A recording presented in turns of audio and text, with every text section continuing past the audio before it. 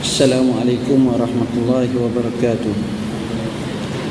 Alhamdulillahillazi hadana li hadza wa ma kunna linahtadiya laula an hadana Allah. Asyhadu an la ilaha illallah wahdahu la syarika lah wa asyhadu anna Muhammadan abduhu wa rasuluh.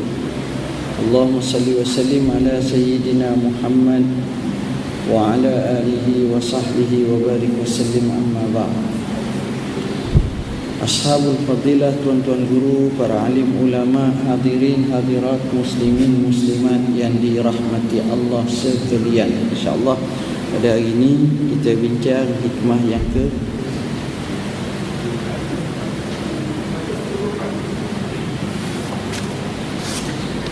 yang ke-174.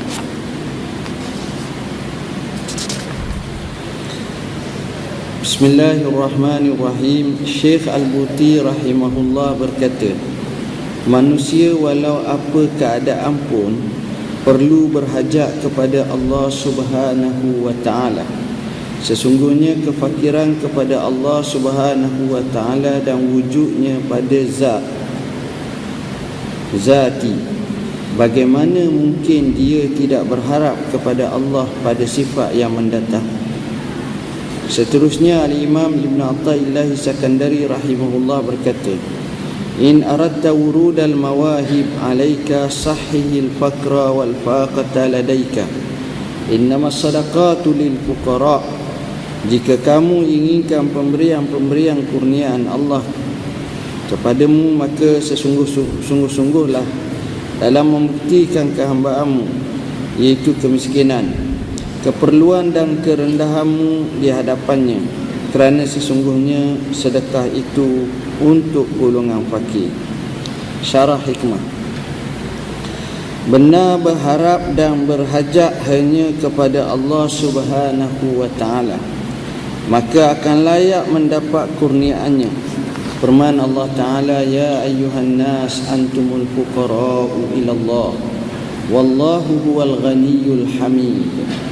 Oleh kerana Allah menguasai segala-galanya, maka wahai umat manusia, kamulah yang sentiasa berhajat kepada Allah dalam segala perkara, sedangkan Allah dialah sahaja yang maha kaya lagi maha terpuji. Mereka yang berhajat kepada Allah untuk kekal dalam semua keadaan, dan Allah telah menyaksikan betapa manusia amat berharap, amat lemah, seperti kata Al-Qurtubi rahimahullah. Al-Maghari rahimahullah berkata, kamu yang berhajat kepadanya, sedangkan dia sendiri maha kaya dan maha terpuji dalam setiap perkataan dan perbuatan serta segala hukuman yang dia syariatkan itu.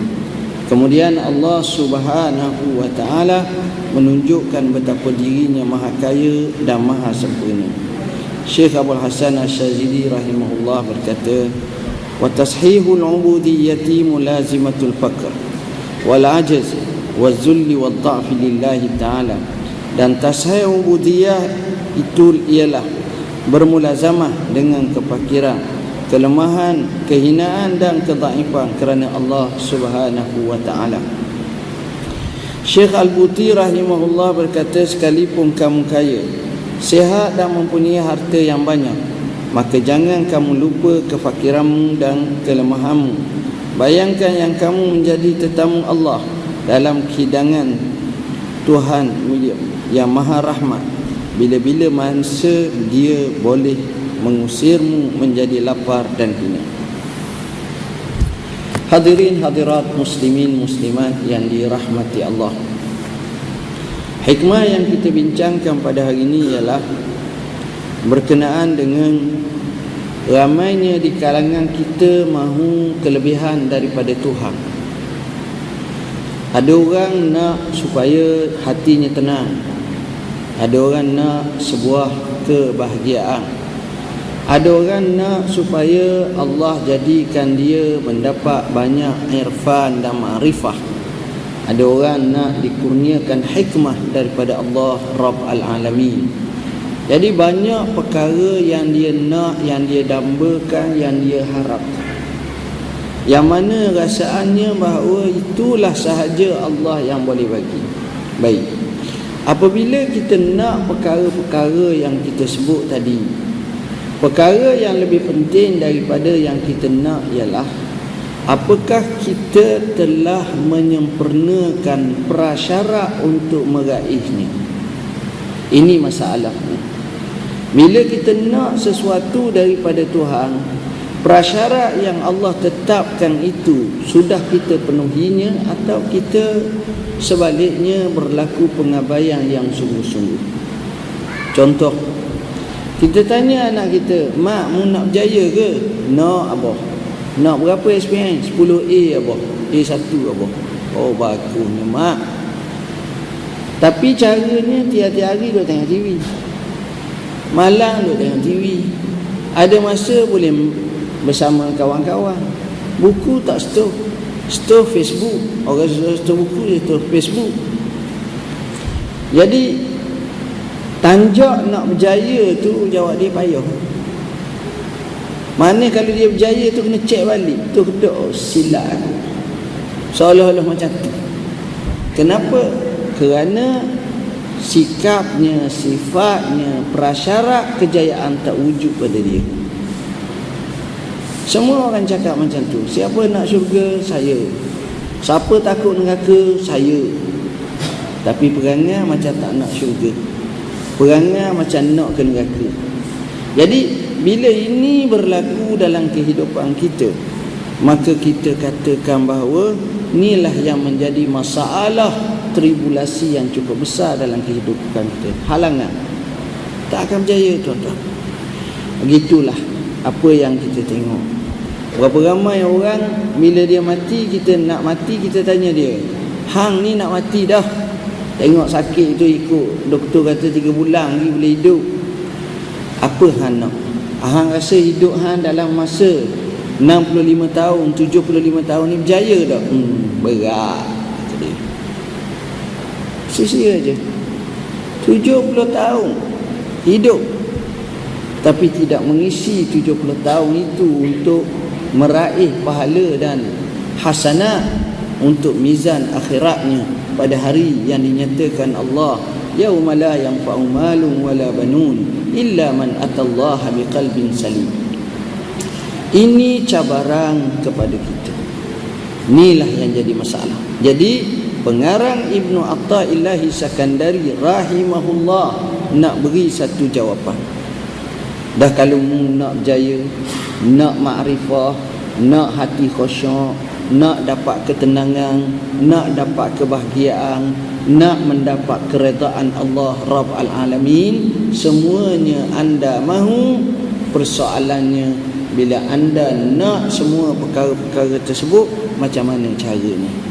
Inilah jawapannya. Katanya, in aratta wurudal mawahib alaika, kalau kamu nak macam kami sebut tadi tu, kamu dapat kurniaan demi kurniaan daripada Allah. Jawapannya, sahihil faqra wal faqata ladaika, pastikan, benarkan dan yakinkan, sahihkan sifat kepakiran dan sifat kelemahan kamu betul-betul. Tuan-tuan tengok orang berjalan gagah, adakah tuan-tuan pergi kat dia, tolong eret tangan dia, tolong pimpin dia? Tak perlu. Yang tuan-tuan perlu tolongnya orang yang tukar, orang yang uzur, orang yang mata buta, orang yang letih, orang yang lemah, orang yang uzur sangat sakit. Yang tu kalau perlu papah-papah, perlu heret-heret, perlu surung-surung, macam-macam. Jadi bantuan yang kita bagi kepada orang berhajat, bantuan kita bagi kepada orang yang lemah. Artinya kalau orang sihat kita nak bantu dia, dia kata apa? Mengingat aku sakit ke? Marah pula. Tapi bila dia sakit, mungkin bantulah aku uzur ni tak tahan sangat ni. Harapan. Begitu juga kita dengan Tuhan. Bila kita nak bantuan daripada Tuhan, kita menunjukkan kefakiran kita kepadanya. Apa makna kefakiran? Adakah makna aset kita 10,000, 20,000, setengah juta kita pergi jual habis, lepas tu jadi pakir, minta sedekah? Bukan itu. Makna kefakiran di sini ialah keberhajatan kita kepada Tuhan lebih daripada keberhajatan kita kepada makhluk. Hajat kita kepada Tuhan lebih daripada hajat kita kepada makhluk. Semalam saya ke Terengganu, ada bentang kertas kerja, bentang buku di Dung. Temu dengan seorang sahabat, keluarga lah. Keluarga dia tu, pak tua dia kahwin ramah. Kahwin 4 orang, 3 orang. Tapi bukan ustaz. Dia pun cakap, gaji pun besar lah, boleh lah tahan. Dia kata, saya kadang-kadang kalau bangun tengah malam tu, kadang-kadang tengok dia punya mertua bangun menangis sembahyang. Kata nak tahu sebab apa? Banyak masalah. Banyak masalah. Kalau kita tak ada masalah, kan tidur kan subuh kan dah terlepas. Relax sungguhnya. Tengok. Jadi bila banyak masalah, akak banyak, ngadu banyak. Tengok manusia bila dah banyak masalah, ngadu banyak. Jadi sebenarnya kalau kita nak macam tu, nak dapatkan kurniaan Allah, maka kita katakan mengadu kepada Allah banyak-banyak, tasahihkan amalan kita, harapan kita pada Tuhan. Kadang-kadang masalahnya, kalau kita duduk seorang, kita lebih percaya apa ada dalam poket kita lebih daripada kita percaya apa yang ada di sisi tu. Kita percaya yang ada dalam poket kita. Sebab itu orang yang paling bertawakal bukan kita. Walaupun kita pakai serban besar, jubah labu, hebat nampak, tak. Hak paling bertawakal ialah anak kita hak kecil, umur 4 tahun, 8 tahun, 7 tahun setengah. Dia pergi jalan, kita panggil dia, mak mari sini betul, duduk. Ya riang berlari yang mari menampak akrobati ni. Dalam pakai ada apa? Tak ada selesai apa. Ya kita ni 50 riyal ni pusing lagi. Susah dah cukup dah, bimbang dah, biar dah. Dia tak ada kisah. Sebab dia betul tawakal dia. Yang dia tak kisah daripada sumber mana, daripada mana. Yang pentingnya buka dapur tengok nasi ada, lauk ada, makan. Senang. Itu budak payah darah tinggi kecil mani. Dua banyak. Dengan gaulnya, katereknya, macam-macam. Tengok tu contoh CP. Saya nak gambarkan betapa keadaan macam ni. Jadi kalau kita nak macam itu, kita cuba fakirkan, kita cuba harapkan 100% kepada Allah Rabb al-Alamin. Bila harap kepada Allah Rabb al-Alamin, maka hati kita tenang.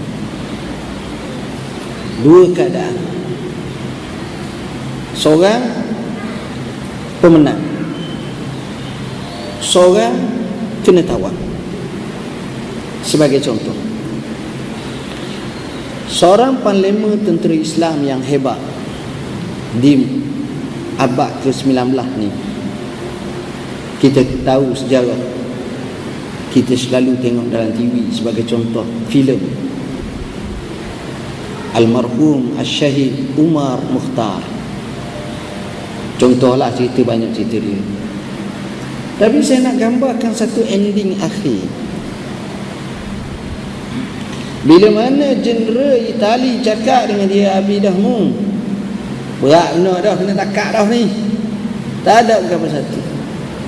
Dia jawab selalu, kena tangkap pun aku ni bukan kerana mu, tapi kerana biyadillah, kerana Allah, dalam kuasa Tuhan.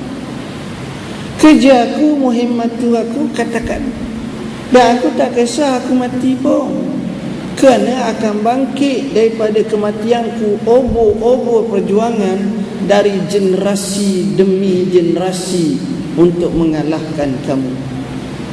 Jawab selalu. Kamu tengok bila dia mati kena gantung, general tapi mana ada kita tengok bapak-bapak kena gantung pergi bunuh orang 15 orang. Orang kita ambil pula. Tak ambil apa, sepak pula kadang-kadang. Kenapa berlaku?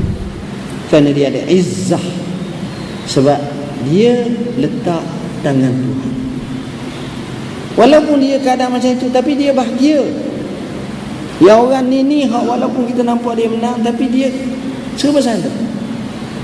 Berair mata, serba salah, rasa tak kena, yang tu tak kena, yang ni tak kena.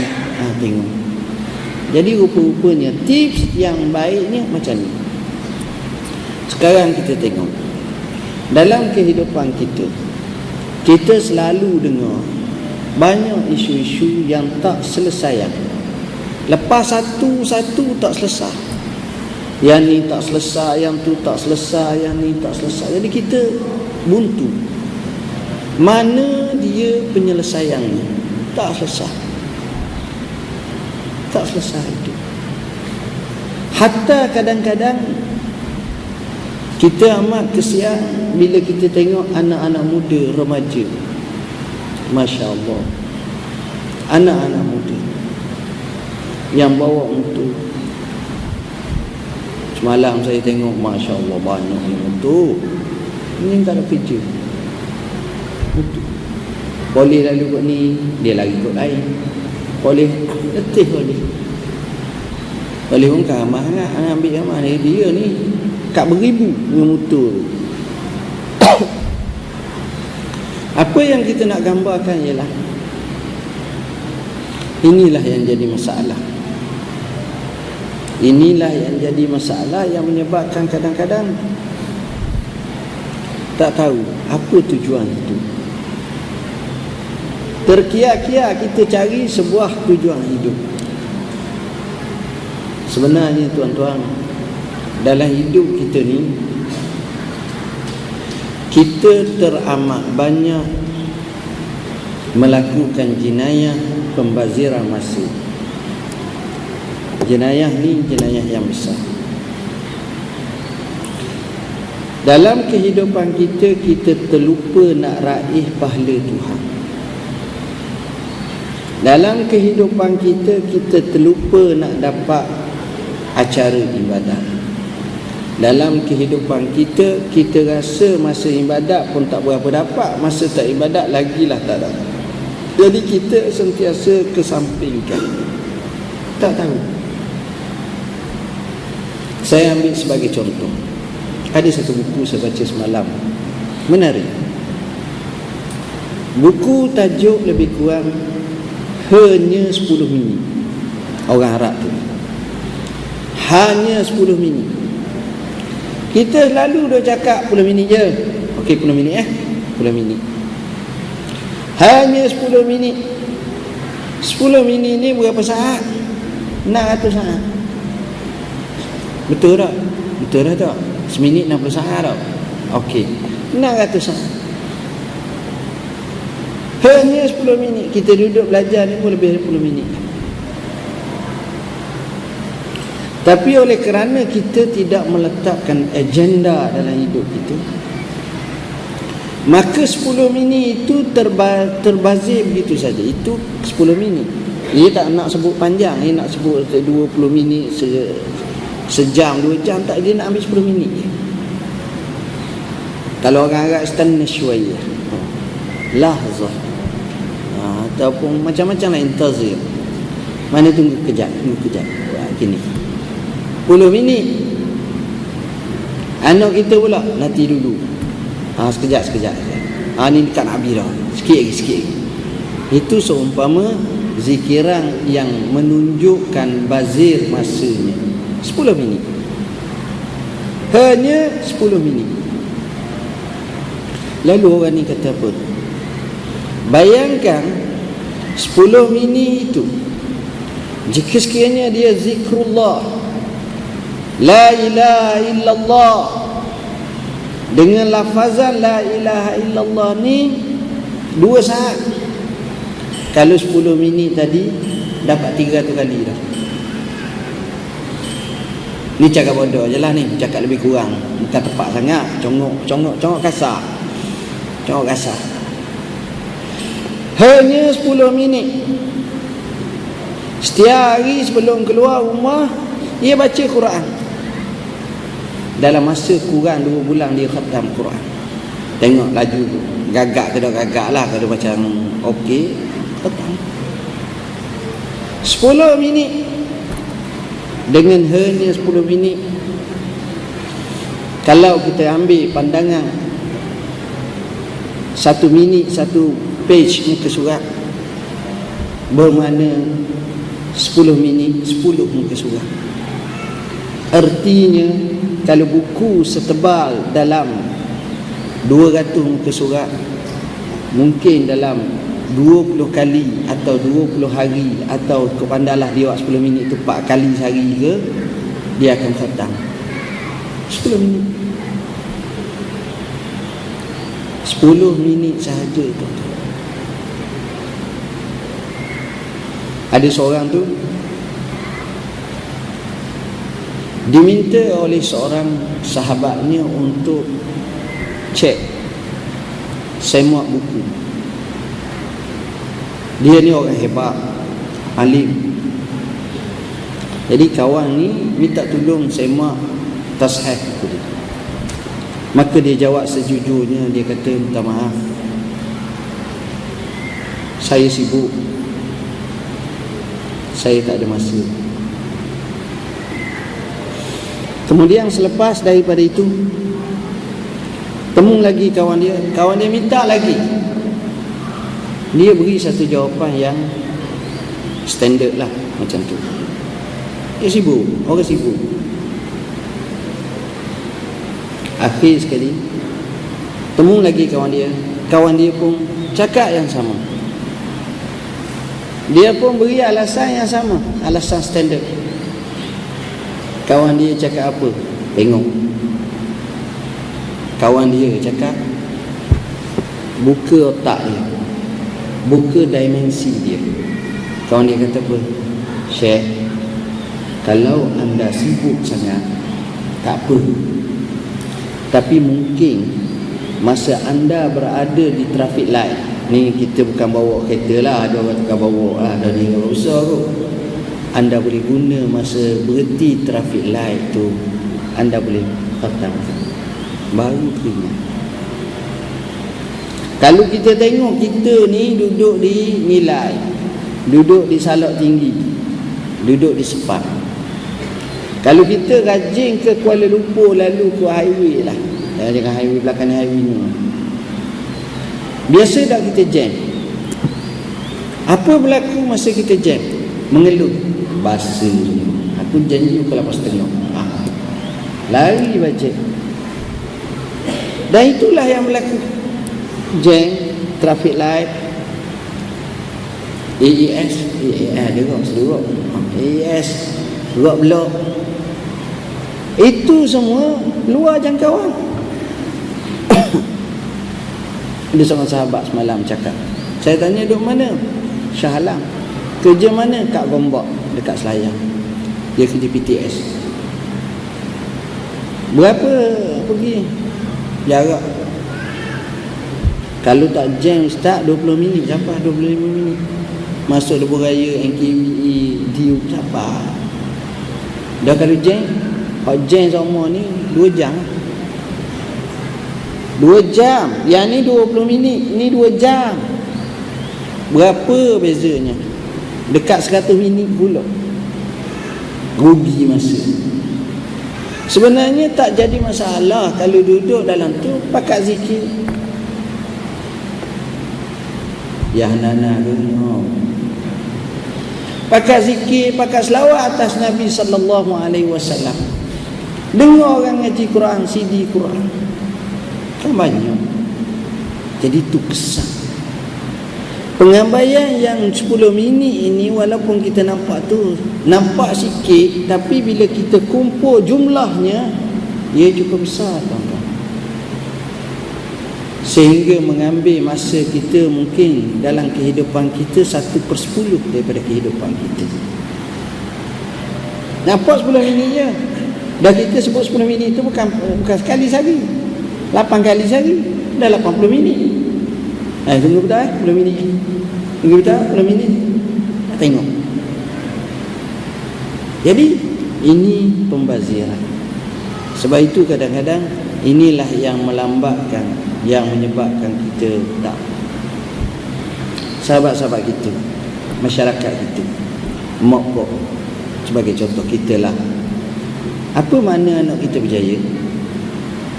Apa makna anak kita berjaya? Mana anak kita berjaya ni? Bahasa orang kampung biasalah, saya cakap umum, saya tak kata ni.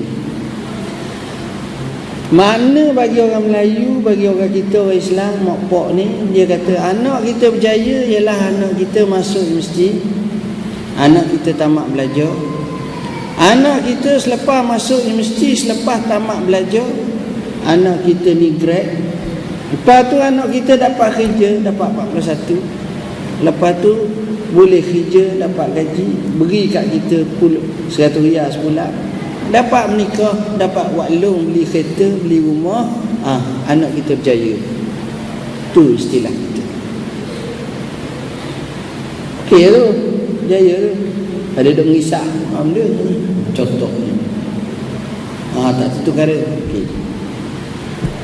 Tuan-tuan, ada bangsa yang hebat pada kita. Contohnya Korea. Sekarang dia buat kursus di Marian Putrajaya. Ada yang ambil dalam bahagian kedoktoran, umur 30-an, awal-awal 30-an, jadi spesialis, jadi pakar, jadi PhD itu satu hal, jadi profesor.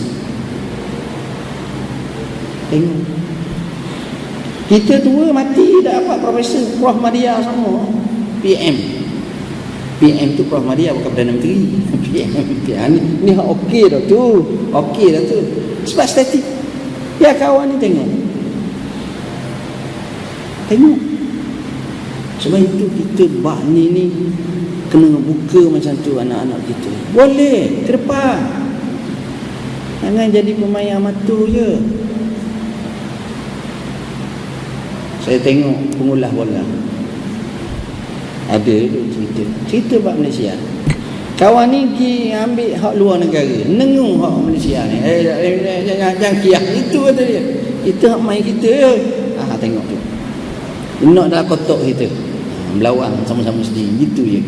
Bola dia tak mau. Jarang tengok Malaysia lawan Brazil, tak ada. Tak boleh. Bola, kalau sebut bola, nega boleh. Nega boleh, tapi kalau bola tak sesuai. Lemah. Walaupun vitamin cukup, makan cukup, mereka pun dengan kita besar kita, kadang-kadang pemain kita tak boleh sikit. Itu kita kata faham. Ini gambaran yang kita nak gambarkan bahawa pentingnya tasheh kita kepada Allah Rabb Alamin. Wallah. Bismillahirrahmanirrahim.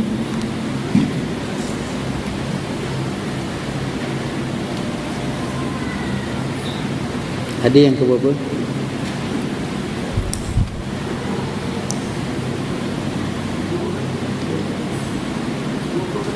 (21) muka surat.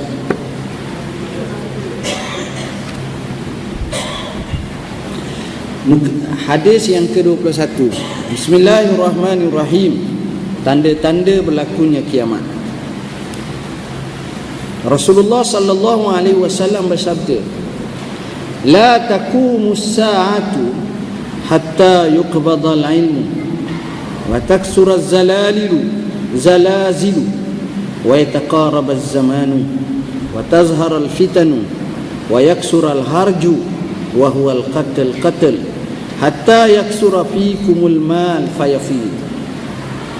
Tidak berlaku kiamat sehingga diangkat ilmu, banyaknya gempa bumi, masa disangkakan singkat, banyaknya fitnah, banyaknya haraj, bukan hari, haraj, iaitu pembunuhan, sehingga banyak di kalangan kamu harta yang melampaui ruah. Ini tanda-tanda akhir zaman. Dekat nak berlaku kiamat, akan berlaku tanda-tandanya. Antaranya kata Nabi sallallahu alaihi wasallam, hatta yuqbadal ilmu, sehingga diangkat ilmu. Apa makna ilmu di sini? Ilmu di sini berdasarkan kepada mafhum ini, bukan ilmu teknologi, bukan ilmu dunia, bukan ilmu matematik, fizik dan sains. Sebab ilmu ini terlalu advance dan terlalu ke depan. Handset orang tak pakai dah, jenis handset orang biasa Nokia. Orang pakai jenis touch je. Lain kali tak payah touch, pakai embuh je. Pakai lalu keluar lalu dah. Tengok. Jadi maknanya lagi hebat. Dulu stop pulsar, pegang 2 handset, 1 dia nak pegang. Sekarang tak gitu je, cakap dia advance. Jadi ini maju. Kereta kalau dulu lain, sekarang kereta lagi canggih, lagi hebat. Apa-apa syarikat, Proton ke, Pro 2 ke, Audi ke, Camry ke, Toyota ke, apa semua, dulu kereta dia buat molek, lepas 10 tahun, 20 tahun berlaku penjenamaan, up to date, upgrade semua sekali, jauh lebih hebat. Itu sebab itu ilmu-ilmu macam ini, dia bukan makin kurang, dia makin tambah.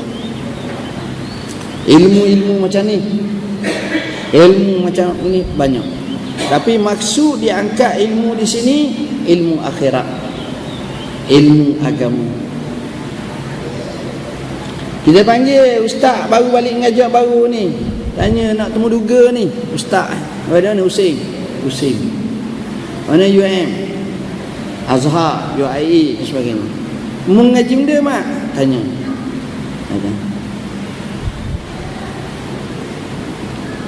Syariat. Oh, ngaji syariat. Dah mu tahu dah apa itu maklim?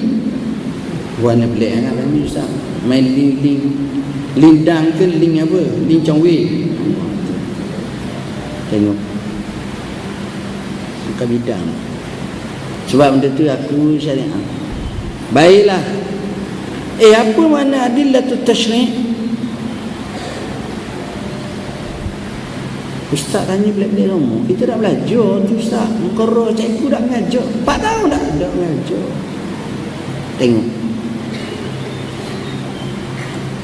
Jadi pakai speed sikit. Jadi benda-benda macam ini nak gambarkan bahawa, sebab itu kita tak bincang masalah dalam, masalah tentang hati, masalah tentang ni jiwaan ni, kita tak bincang lagi. Kita hanya bincang sipi-sipi, juz'i. Tapi itu pun kelang kabut dah. Sebab itu kita kata ilmu macam ni makin lama makin kurang. Sebab itu akhirnya dia cakap membuk, cakap mengaru. Bila ada ni, begini. Hanya dengan satu temu hadis jaja, tanpa melihat keseluruhan hadis-hadis baginda sallallahu alaihi wasallam. Tidakkah ini membawa kepada petaka perkara yang tak baik? Itu ilmu. Kita tengok pula ilmu sementelahan lagi ilmu kerohanian. Allah ni sakit benar. Kita nak cari orang jujur, kita nak cari suami saleh yang jujur, isteri yang salihah jujur, anak-anak yang saleh yang jujur, pemimpin yang saleh lagi jujur, majikan yang saleh lagi jujur. Semua sekali ni payah. Hak ni sonlak, hak ni nipu, hak ni jahat, hak ni tak betul, hak ni ambil kesempatan, hak ni gini. Akhirnya bergaul habis. Hamba tension, awak tension, pakat tension. Hak ni tak betul, hak ni tak betul. Payah. Ni kita nak cari semangat balik. Macam mana kita nak supaya manusia ni tahu. Ilmu bila dah diangkat susah. Diriwayatkan, dibagi tahu ada 3 perkara mula-mula diangkat oleh Tuhan. Ada 3 perkara. Yang pertama diangkat oleh Tuhan, khusyuk dalam solat. Orang solat ramai tapi orang khusyuk dalam sembahyang tu. Ni saya sebut bab khusyuk. Sembahyang kena khusyuk. Kita pun sembahyang zuhur khusyuk. Allah, aku sembahyang zuhur ni aku nak khusyuk. Sebab tadi belajar waktu duha tadi Ustaz Zul cakap kena khusyuk. Tapi aku rasa Ustaz Zul sendiri pun dah khusyuk. Tengok tu. Ngarut. Bincang pula bab khusyuk. Orang suruh khusyuk, hidup bincang bab khusyuk dalam sembahyang. Khusyuk cukup. Faham? Bukan suruh bincang bab khusyuk dalam sembahyang, suruh khusyuk sembahyang. Tapi dia lagi hala tu banyak. Tu iblis setan ni pandai tuan-tuan dia. Itu. Tu satu. Memang cepat. Baik. Yang kedua yang diangkatkan oleh Allah dengan cepat juga ialah sifat amanah. Amanah tak amanah. Sebab amanah ni mahal tuan-tuan. Orang yang ada sifat amanah ni, bila dia ajar betul-betul, dia akan terhakis. Kuat macam mana terhakis. Tengok amanah. Sehingga kata Nabi akhirnya semua pakat khianat. Cuma banyak sikit. Aku sikit je, mu banyak lagi. Yelah aku banyak, orang lain banyak lagi. Orang ni kata betul, tapi mu tak tahu hak ni banyak lagi. Akhirnya sama-sama duk berlawan hak paling banyak.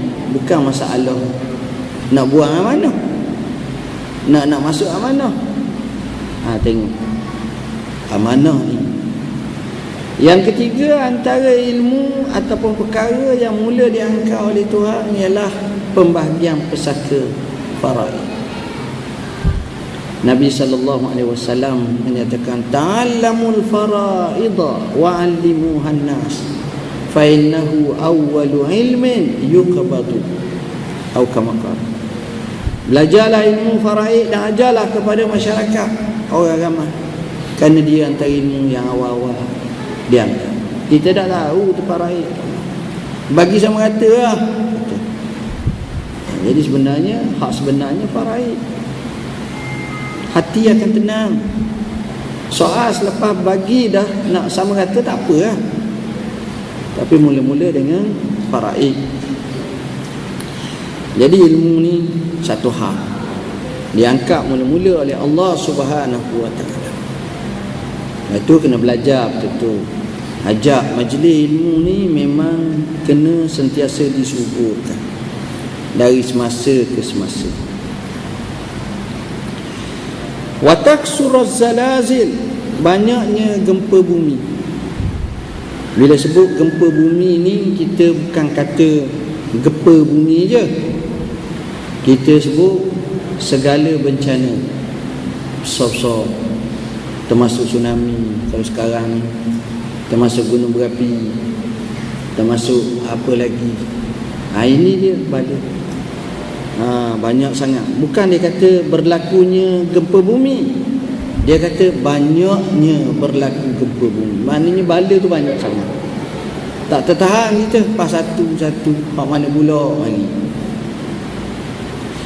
Wa yataqarabaz zaman, masa tu pendek. Apa makna masa pendek? Tafsirannya banyak. Yang pertama, masa pendek dengan makna kita sibuk sangat, sudah habis masa. Kedua, kita dapat hiburan yang menyebabkan kita terlalai masa. Kita tengok cerita seronok, cerita sedap, drama ke filem ke, sejam setengah dah habis dah. Sedap, kejap je. Sebab apa? Sebab masa tu kita rasa kita dapat seronok. Yang ketiga, masa tu kita rasa pendek kerana kita mudah dapat akses. Bila mudah dapat akses, masa tu jadi pendek. Contoh, Hari ni kita kata bajet nak pergi pasar raya, lalu destinasi kita Kuala Lumpur. Kita pergi pasar raya pertama, pergi Sogo. Sudah Sogo, cari shopping komplek lain. Sudah shopping komplek lain, pergi turun pula Jalan Tepuk Deraman. Jalan Tepuk Deraman tu tengok, habis itu je. Maknanya kita ni disibukkan dengan seperti itu. Yang seterusnya, sebab juga masa tu kita jadi pendek. Sebab kadang-kadang kita tengok, kita susung atur masa kita ni terlalu crowded, ketat. Tuan-tuan kaji tengok tak, dari menteri, dari YB, dari orang yang dianggap VIP, 8 pagi ada, 8.30 ada, 9 ada, 9.30 ada, 10 ada, 11 ada, 12 ada. Itu dia. Ni tuan-tuan, banyak sangat. Jadi masa tu jadi pendek, jadi tak cukup. Ini juga antara menyebabkan kita kata wa yataqarrab az-zaman. Dan juga dengan makna yataqarrab az-zaman ialah kita dapat menghubungkan peristiwa lampau dengan peristiwa sekarang dan peristiwa akan datang. Kalau dulu tak dapat, sekarang ni dapat. Bila kita dapat gabungkan, kita rasa dekatnya masa. Macam mana? Contoh, P. Ramlee, pelakon terkenal, mati tahun berapa? P. Ramlee mati pada tahun 1973. Lama dah.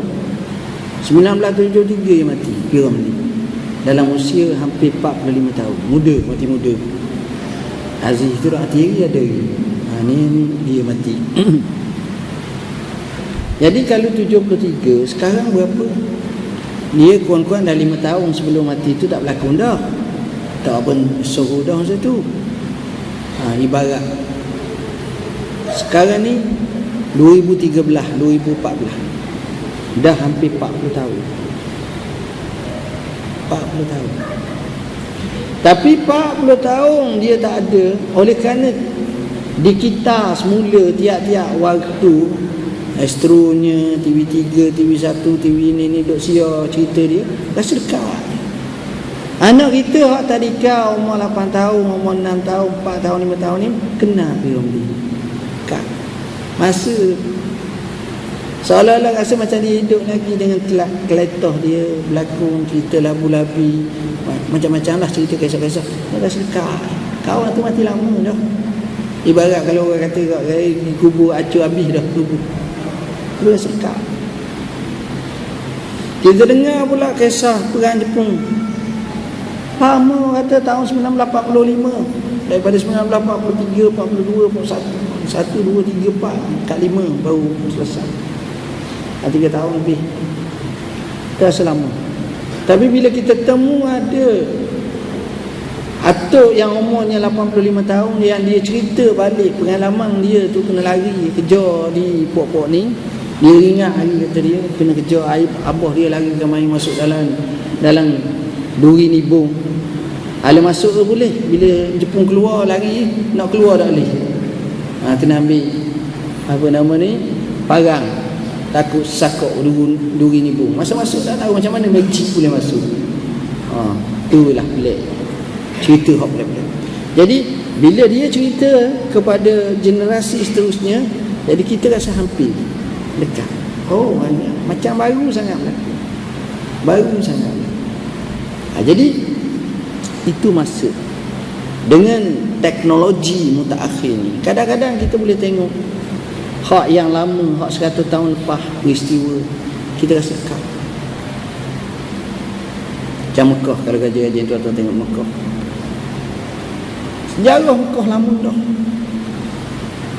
Tapi bila ada orang boleh ambil kameramen tentang sejarah lama Mekah tu, dia dah mari tu tahun 1900, 1902, 1903, 1885, gambar-gambar kala tu hak ada Kau jenis kerah macam Charlie Chaplin itu, rasa macam dekat baru zaman. Sedangkan zaman tu berlalu dah. Itu masa tu hampir. Baik itu bila orang tanya kita, Syekh, masa ni cepat tak? Cepat. Syekh umur berapa? 70. 70 lama tak? Allah, pejam celip siapa tadi. Tengok sekejap. Cepat. Baik. Wa tazharul fitan. Banyaknya, zahirnya fitnah. Fitnah ni bukan mana satu fitnah, tapi banyak. Fitnah ni bukan mana kita tuduh orang tu zina, bukan. Fitnah ni maknanya bala. Satu bala, mari dua bala. Bala politik, bala ekonomi, bala kebudayaan, bala pemikiran, bala macam-macam bala. Ini dia penyakit dengan wabaknya, dengan macam-macam lah. Kos harga barangnya, apa lagi, macam-macam lah bala yang menyebabkan orang tak selesa. Ini pun banyak di akhir zaman. Lepas tu kadang-kadang kita pergi kat orang tua, Ji, kita nak melai lembu nak kobang tahun ni berapa? Oh, tahun ni ustaz barang naik, Syekh. Dah lembu berapa? Paling murah pun 4,000. Dah berapa sebahagian? Kira 4 bagi 7. 7 kali 4 7 kali 4 28. Jadi 400 setengah lah, sedap. Capur popoh semua. Tengok 400 setengah. Bukan cerita jauh. Cerita hanya tahun 70-an awal. Seekor lembu 400 je. 300 setengah. 280. 2,500. Oh, mahal Syekh. 500 benda. Marah pada sekadar dalam 40 tahun lepas. Sekarang sebahagian. Kalau dulu seekor lembu. Sekarang sebahagian ni. Dulu seekor dah dapat. Itu bezanya. Itulah keadaan. Wa yaksural haraj, dan banyaknya pembunuhan. Wa huwal qatl. Ya zambillah. Kita kalau tengok berita, kalau tak ada bunuh tak sah. Inilah kita takut. Bimbang. Kalau tengok di luar negara, lagilah pembunuhan tragis, sadis. Lebih lagi bila berlaku perang. Allah siap. Hatta yaksura fikumul mal fayafid, sehingga banyak di kalangan kamu harta, maka ia menjadi melimpah ruah. Tengok kenapa banyak melimpah ruah. Ada tak kita tengok orang mati tu dia tinggal aset yang begitu banyak? Ramai. Ada tak kita temu orang tu nampak apa-apa kedana miskin, tapi temu lepas 3-4 tahun kaya-raya, kejut macam. Ada tak orang tu tiba-tiba kita tengok, Masya Allah, duitnya banyak sangat. Ini dia. Ini semua merupakan tanda-tanda akhir zaman. Jadi sekadar itulah yang dapat saya sampaikan. Wallahu a'lam. Hadirin hadirat muslimin muslimat yang dirahmati Allah, bersama-sama saya ni ada 2 buah buku yang terbaru. Satu Titiang Sirat, perbincangan tentang Titiang Sirat, satu persatu kita bahaskan dari segi pendalilan ijma' ulama, penghujahan akli dan nakli, utamanya nakli, mengikut pandangan ulama tentang kewujudannya. Ini yang dibuat satu kajian secara khusus. Isu yang kedua, buku berkenaan tokoh pendakwah Islam Dr. Abdul Rahman Jumaid As-Sumaid, yang saya kisahkan 11 juta manusia masuk Islam di tangannya. Dan saya sebut satu persatu macam mana semangat. Kalau boleh dapatkan buku ni di belakang sana tu, kerana memberi satu semangat motivasi kepada kita bahawa dakwah Islamiah ni mesti diteruskan. Kita, ini aset kita. Tuan-tuan bayangkan kalau 11 juta masuk Islam, untuk dia satu hari saja dengan kita hidup 80 tahun pun kalau kita. Kenapa? Hasil daripada 11 juta masuk Islam, 11 juta semayang. Semayang zuhur je 11 juta. Kalah dah itu. Kalah dah itu. Itu baru satu waktu. Hak main sunnah, hak zikir, hak buat baik dengan asbab dia. Asbab dia. Dia bukan beri hidayah, tapi asbab. Ini dia tu. Jadi boleh tengoklah macam mana. Bukan sekadar sikit, dia buat macam-macam. Dia buat sekolah, dia buat tahfizul Quran, pelaga, macam-macam. Boleh bacalah satu persatu. Allah Alam. Sekadar itulah. Dan tambah banyak sikit dalam tabung, boleh 2-3 minggu lagi boleh kambing pula, insya-Allah. Bismillahirrahmanirrahim. Allahumma fakirna fi din. Assalamualaikum.